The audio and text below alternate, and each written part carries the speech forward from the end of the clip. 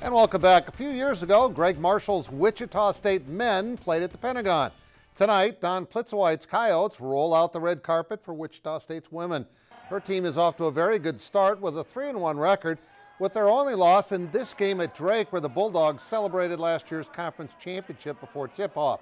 Wichita State comes in with a 4-0 mark, but these are the kind of games that Dawn likes for her team to be playing in the preseason. It only makes them that much better for later on when conference play begins. We really have our work cut out for us. What that's going to do for us is tell us very early on in the season where we're at and what we need to do to get better with those challenges ahead. It's a very impressive list of non-conference opponents that we play.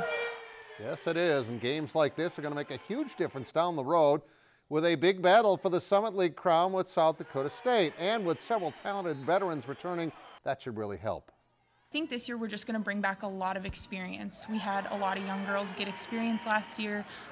The three of us got, one more year under our belts. And so I think having maybe a more veteran squad is going to make a difference, especially in, tight games, places where experience and composure kind of play a role. Coach P's team is still actually quite young, but still very experienced, kind of an odd combination. We'll have the highlights of tonight's game at 10 o'clock. And now, here's Nicole Griffith with your Core Orthopedics Plays of the Week. West Lyon put on a show in the 1A title game. Wide receiver Cade Lynott tallied 3 touchdowns for 203 yards on 10 catches. More from this game coming up.